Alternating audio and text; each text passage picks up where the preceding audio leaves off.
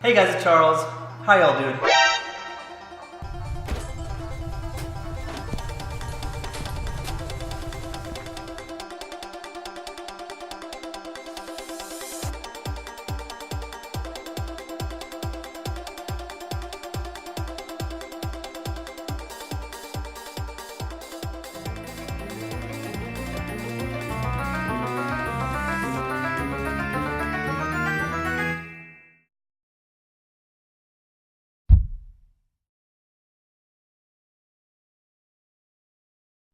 If you're a fan of the Zelda series, I want to ask you a few questions. First, have you ever thought to yourself, wow, I wonder how Shigeru Miyamoto and the team behind Zelda came up with that crazy idea? Or this crazy idea? Second, have you ever wondered how the Japanese culture that the series was born in has shaped the series' mythos and characters and locations and just about everything else? And third, have you ever been curious why the Triforce looks the way it does and why it appears in many real-world locations seemingly unrelated to Legend of Zelda, even though it doesn't appear in Ocarina of Time? Well, today we're going to find the answers to some of those questions in the first of a multi-part series about the influence of Japanese culture on the Zelda series. We'll be covering everything from inspirations drawn from ancient history to the natural world to folklore, so if you're interested in checking out this series, don't forget to subscribe. So today, we'll be looking at an item of particular interest, and that item is the Triforce. The Triforce as a concept may have been created by Mr. Miyamoto as an interpretation of the virtues embodied by the Japanese imperial regalia, which I'll be talking about in a later video. But the design of the Triforce itself is hardly something new. In fact, it was forged in the fires of Death Mountain over 800 years ago, and it's cropped up in various places in Japan's architecture, corporate culture, and traditions ever since. In fact, you can see Triforces in many places around Japan. For example, temples, shrines, family gravestones. The Mitsubishi logo is basically a variant of it, and oh, take a look at this Mitsuroko Energy Company's logo.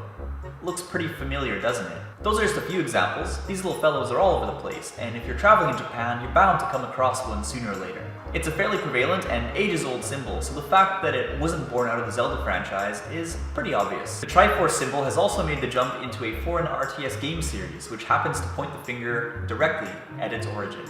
Here we have Total War Shogun 2, and in this game, there is a faction known as the Hojo clan, and if you look at their banner, you'll see a very familiar symbol.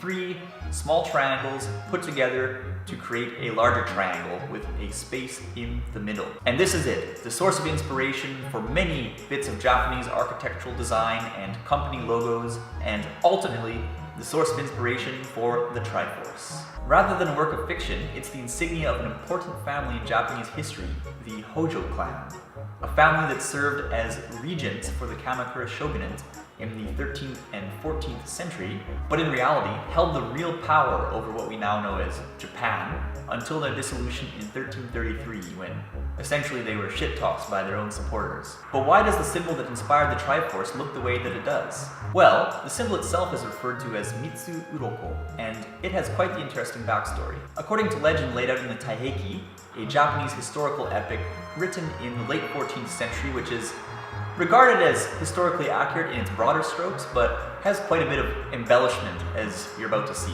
So in the Taiheki, it's said that the man who'd become the very first Hojo clan regent for the Kamakura Bakufu, Tokimasa Hojo, went on a pilgrimage to the Iwaya Caves on an island south of what we now know as Tokyo.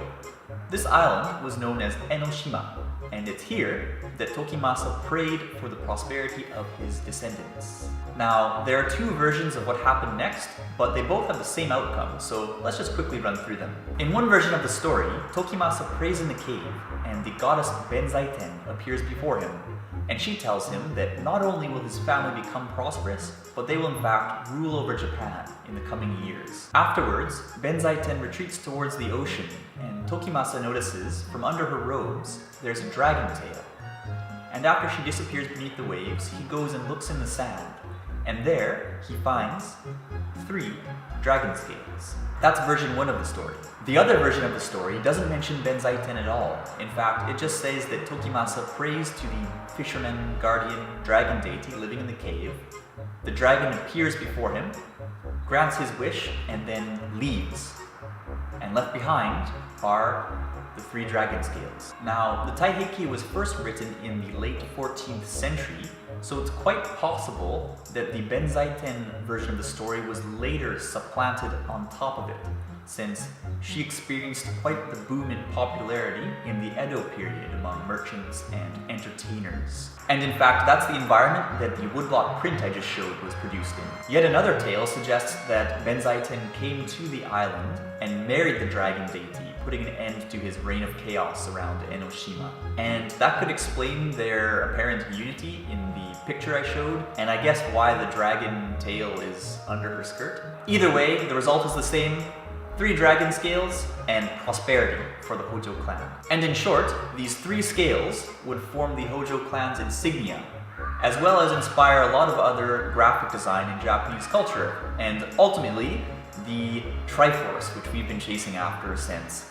the original Legend of Zelda's release on the Famicom in 1986. To this day, there's a statue of the dragon deity in the Iwaya Caves at Enoshima, and there's also a slab of stone with the Hojo emblem emblazoned on it. So if you happen to be traveling near Tokyo, not a bad place to check out on a Zelda pilgrimage. Not to mention, the caves themselves look pretty badass. The emblem can also be seen at the Hokkaiji Temple in Kamakura, which was built by the Ashikaga shogunate after they ousted the Hojo clan, apparently to pacify the souls of fallen Hojo clan members.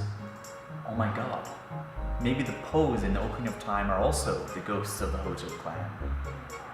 So just to recap, the Hojo clan were essentially the puppeteers running the shogunate back in the 13th and early 14th century, and they're often credited with bringing relative stability to what we think of as Japan at the time. They also contributed to the spread of Zen Buddhism, and they managed to repel the Mongol invasions, which much of Asia had fallen to at the time. Of course, this is thanks in part to some very well-timed typhoons. Accordingly, their family emblem is often seen as a symbol of peace, stability, and prosperity, much as the Triforce in The Legend of Zelda is seen as a symbol of peace, stability, and prosperity. As you can see, this symbolism behind the Triforce, or Mitsuuroko, would make it quite a desirable graphical element for any company or temple or other organization looking to project that kind of image. So, dragon scales, powerful regents, the Triforce. Pretty cool. That's just the tip of the iceberg though. Since The Legend of Zelda was so heavily inspired by Mr. Miyamoto's experiences of Japanese culture as a boy, and by the experiences of the many team members who've contributed to the series over the years, in many ways, The Legend of Zelda is almost a reimagining of different aspects of Japanese culture that just happens to be meshed with a kind of high fantasy setting. So what I mean to say is that there are definitely many more videos to come on this topic. And in the future videos, we'll be looking at things like inspirations drawn from Shintoism, from ancient history, from the natural world, and even from modern-day Kyoto. So please subscribe if you want to get the scoop. Also, if you've seen any interesting cultural influences in the Zelda series, whether they're Japanese or borrowed from another culture, anything that's piqued your interest, please let me know in the comments. Alright guys, that's it for now. If you enjoyed this video, don't forget to like it, love it, share it, drop me a comment, and we will chat in the near future. See you next time. Bye bye.